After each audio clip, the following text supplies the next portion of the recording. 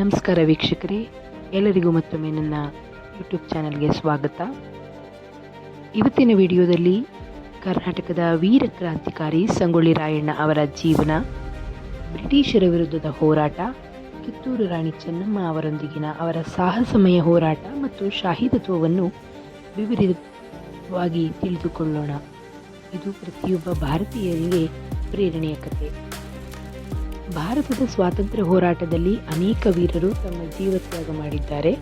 ಆದರೆ ಅಚಲ ಧೈರ್ಯ, ಅಪಾರ ದೇಶಭಕ್ತಿ ಮತ್ತು ಅಸಾಧಾರಣ ಸಾಹಸಕ್ಕೆ ಹೆಸರಾದ ವೀರನೊಬ್ಬನಿದ್ದರು. ಅವರೇ ಸಂಗೊಳ್ಳಿ ರಾಯಣ್ಣ. ಸಂಗೊಳ್ಳಿ ರಾಯಣ್ಣ ಜನಿಸಿದ್ದು 1796ರಲ್ಲಿ ಇಂದಿನ ಕರ್ನಾಟಕದ ಬೆಳಗಾವಿ ಜಿಲ್ಲೆಯ ಸಂಗೊಳ್ಳಿ ಗ್ರಾಮದಲ್ಲಿ. ಬಾಲ್ಯದಿಂದಲೇ ಅವರು ಧೈರ್ಯಶಾಲಿ, ಸತ್ಯನಿಷ್ಠ ಮತ್ತು ಅನ್ಯಾಯದ ವಿರುದ್ಧ ಹೋರಾಡುವ ಸ್ವಭಾವ ಹೊಂದಿದ್ದರು. ಗ್ರಾಮದ ಜನರಿಗೆ ಸಹಾಯ ಮಾಡುವುದು, ದುರ್ಬಲರನ್ನು ರಕ್ಷಿಸುವುದು ಇವು ರಾಯಣ್ಣರ ಸಹಜ ಗುಣಗಳು. ಯುವಕನಾಗ್ತಿದ್ದಂತೆ ಸಂಗೊಳ್ಳಿ ರಾಯಣ್ಣ ಕಿತ್ತೂರು ಸಂಸ್ಥಾನದ ಸೇನೆಯಲ್ಲಿ ಸೇರ್ಪಡೆಯಾಗುತ್ತಾರೆ.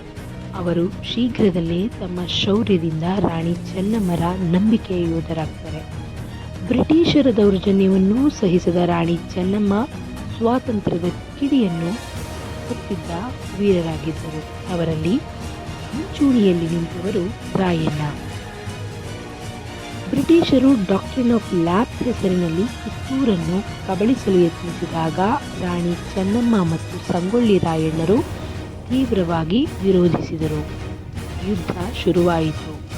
ರಾಯಣ್ಣರು ಗೆರಿಲ್ಲಾ ಯುದ್ಧ ತಂತ್ರ ಬಳಸಿದರು. ಅರಣ್ಯಗಳು, ಗುಹೆಗಳು ಇವೆಲ್ಲವೂ ಅವರ ಹೋರಾಟದ ನೆಲೆಗಳಾದವು. ಬ್ರಿಟಿಷ್ ಖಜಾನೆಯನ್ನು ಲೂಟಿ ಮಾಡಿ ಆ ಹಣವನ್ನು ಜನರ ಹಿತಕ್ಕಾಗಿ ಬಳಸಿದ ವೀರ ರಾಯಣ್ಣ. ದೀರ್ಘಕಾಲ ಬ್ರಿಟಿಷರನ್ನು ಕಾಡಿದ ರಾಯಣ್ಣರನ್ನು ಹಿಡಿಯಲು ಬ್ರಿಟಿಷರು ದ್ರೋಹದ ಮಾರ್ಗವನ್ನು ಆಯ್ಕೆ ಮಾಡಿಕೊಂಡರು. ಒಬ್ಬ ದೇಶದ್ರೋಹಿಯ ಸಹಾಯದಿಂದ ಸಂಗೊಳ್ಳಿ ರಾಯಣ್ಣ ಬಂಧಿತರಾದರು.